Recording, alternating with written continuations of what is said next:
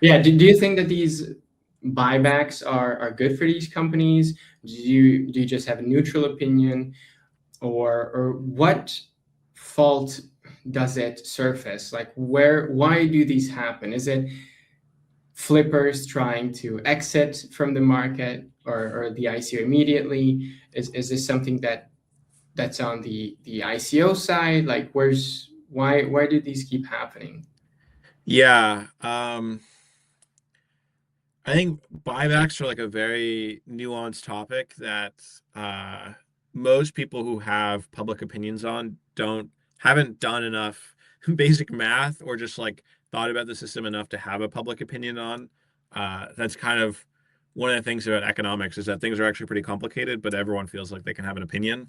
Um, and so like one thing is I basically don't think that you can have an opinion on buybacks irrespective of the price of those buybacks, right? Like imagine you're a company and you can buy back 90% of your shares for like $1, right? You're obviously that's going to be super accretive to the remaining 10%.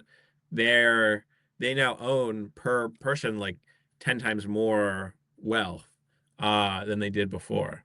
So, like, obviously, they can be useful to accrete value.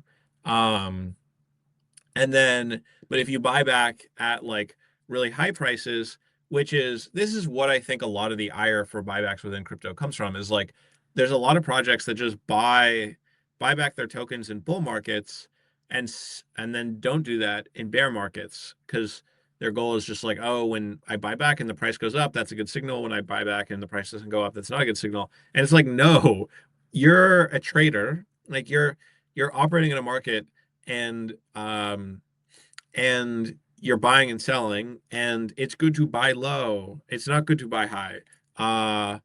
And I think a lot of it comes from like not really thinking from first principles. Also, there's just like this emotional element of in a bear market, I want to conserve cash because it feels less exuberant. Um, so yeah, there's that. But then, I mean, I think that is maybe all just we could all just call that like potentially just financial engineering and like maybe not long term important.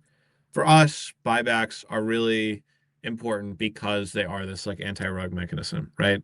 If you have a slow rug, it's not immediately clear whether it's a rug or not, and so you need some method of determining whether it's a rug, and then the question is just like, what do you do if it's unclear? And you probably don't want to just take away all the money. And so, yeah, our method is like we have this market that essentially is deciding like if dollars are trading for 50 cents, that's the market sending a signal, hey, the marginal dollar is best not allocated here.